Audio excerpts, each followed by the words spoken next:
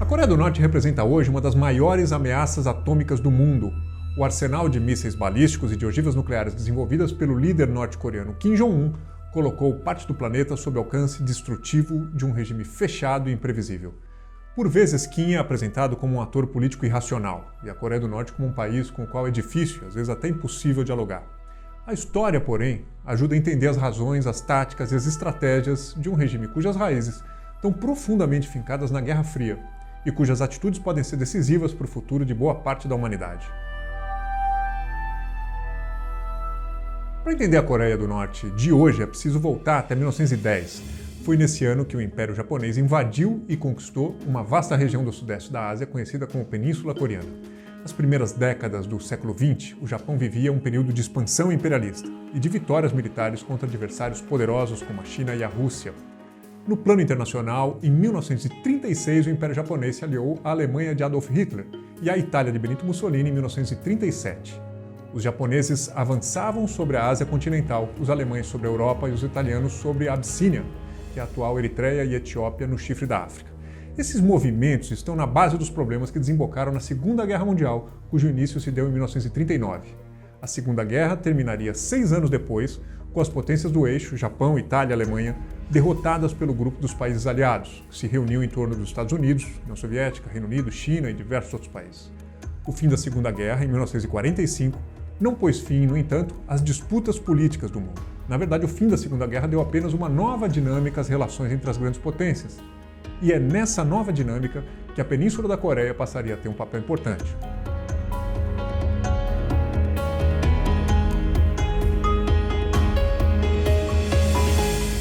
Uma das consequências do pós-guerra foi a retirada dos japoneses da Península Coreana. Com isso, americanos e soviéticos dividiram a área, traçando uma linha no chamado paralelo 38 da península. O norte ficou sob controle da União Soviética, comunista. O sul ficou sob controle dos Estados Unidos, capitalistas. Começava o período conhecido como Guerra Fria. Soviéticos e americanos saem da Península Coreana em 1948, quando se formam então os governos da Coreia do Norte e da Coreia do Sul. É nesse ano, 1948, que o primeiro líder norte-coreano assume o poder do país recém-criado. Sob proteção dos soviéticos, Kim Il-sung dá início ao que viria a se tornar um dos mais longos mandatos de um líder não monarca em todo o mundo. Foram 46 anos no poder. O novo governo é uma ditadura em todos os sentidos. Partido único, prisões políticas, censura e todo tipo de supressão às liberdades individuais, acrescidas do culto à personalidade do líder, nos mesmos padrões do stalinismo soviético. 2 anos após assumir, em 1950, Kim Il-sung avança suas tropas para além do paralelo 38, na direção da Coreia do Sul. Os dois países recém-criados entram numa guerra por procuração. O sul capitalista e o norte comunista representavam, no fundo, os interesses de americanos e de soviéticos, que eram os verdadeiros protagonistas da Guerra Fria. Além da União Soviética, outro país comunista que passa a respaldar o regime norte-coreano é a China. A chamada Guerra da Coreia durou 3 anos, até 1953, e deixou 2,5 milhões de mortos e feridos. As duas Coreias, no entanto, não assinaram um acordo de paz, mas apenas um armistício, ou um cessar-fogo, que congelou a guerra num ponto de tensão que perdura até hoje. Desde então, os Estados Unidos mantêm tropas na Coreia do Sul e realizam periodicamente exercícios militares que simulam a invasão do Norte. Esse é um dos pontos de tensão latente. Em 1956, ocorre uma mudança importante na União Soviética, com reflexos imediatos para a Coreia do Norte. Naquele ano, o secretário-geral do Partido Comunista Soviético, Nikita Khrushchev, faz um discurso histórico em Moscou, chamado Sobre o culto à personalidade e suas consequências. O discurso era, ao mesmo tempo, uma ode ao comunismo e um ataque ao regime de terror que havia vigorado durante o mandato do ditador Joseph Stalin, que governou a União Soviética de 1922 a 1953.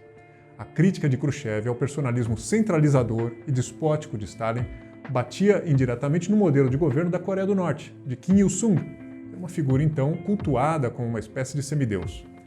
Os soviéticos operam na Coreia do Norte, então, para promover a ascensão de algum possível rival de Kim, que, percebendo esse plano, se fecha e reforça sua hegemonia, marcando suas diferenças com Moscou.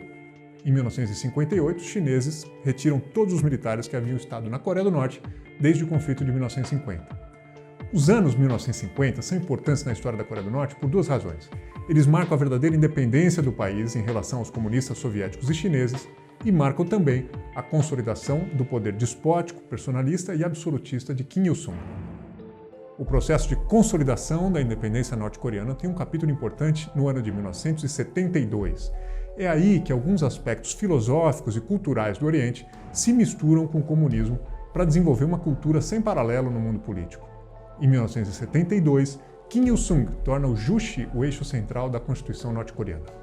O Juche é uma ideologia, um código de conduta, uma série de princípios filosóficos ou morais que regem todos os aspectos da vida dos norte-coreanos. Ele fala basicamente da resiliência diante das dificuldades e da superação individual como um caminho para a preservação da Coreia do Norte e a construção do socialismo. Ao misturar política e certo misticismo, o Juche compõe um tripé sem o qual não é possível entender a Coreia do Norte. Além do Juche, outro item central desse tripé é o Songun. A palavra se refere à mão dura, aos militares em primeiro lugar. O Songun determina que todo o esforço deve ser feito para construir a defesa militar do país a qualquer custo. Por fim, além do Juche e do Songun, estão os 10 princípios do sistema de uma ideologia. É uma espécie de 10 mandamentos que pregam fidelidade absoluta e incondicional ao líder supremo e ao governo norte-coreano. A construção desse sistema com o Juche, o Songun e os 10 princípios é o que torna o regime norte-coreano algo autóctone e ideologicamente muito diferente do comunismo soviético ou chinês. Essas idiosincrasias apontavam para um poder sobrenatural e infalível do líder norte-coreano Kim Il-sung, mas ainda assim, economicamente o regime dependia profundamente dos soviéticos.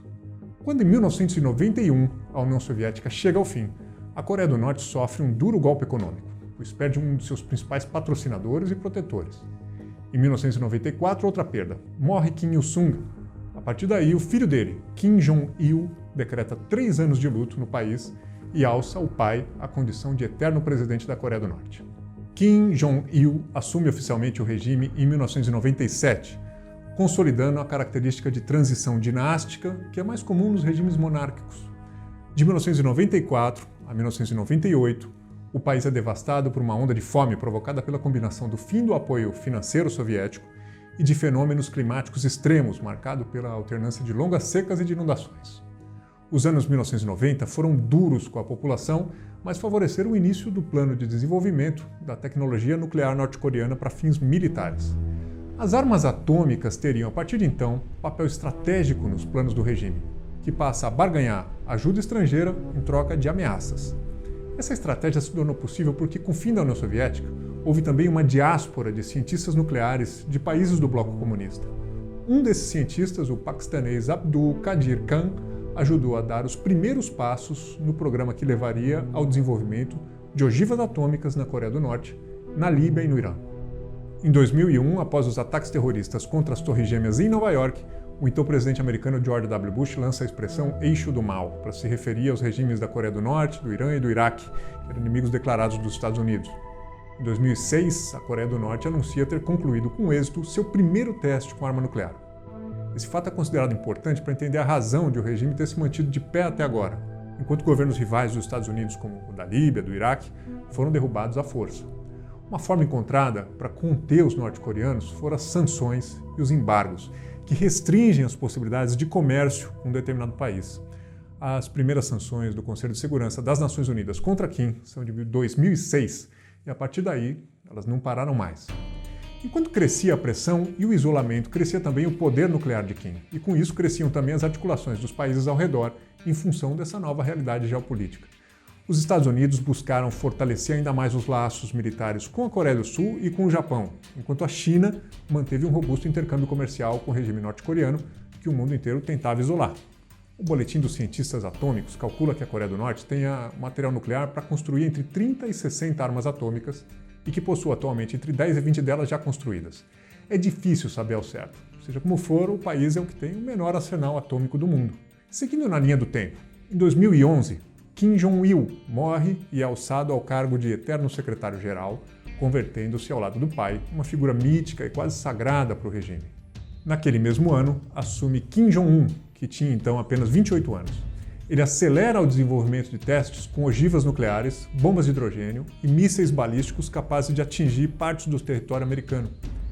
Os primeiros anos sob o mandato de Kim Jong-un são marcados por uma tensão permanente com o governo do então presidente americano Barack Obama. Mas um conflito nuclear não parecia provável. Em 2017, quando Donald Trump chega à Casa Branca, tudo muda. Estados Unidos e Coreia do Norte elevam as ameaças mútuas, os testes atômicos e os exercícios militares na fronteira. O mundo parece de fato próximo de um desastre nuclear. No ápice das tensões, em 2018, Kim Jong-un faz uma série de movimentos inesperados. Primeiro, ele se encontra com o presidente sul-coreano Moon Jae-in, na região da fronteira. Foi a primeira vez desde o cessar-fogo de 1953 que o presidente do norte pisou em território do sul e vice-versa. Em seguida, Kim se encontra em Singapura com o presidente dos Estados Unidos, Donald Trump. Foi a primeira reunião da história entre um líder norte-coreano e o chefe de Estado americano. Trump e Kim assinaram um acordo com a promessa de desnuclearização da Península Coreana.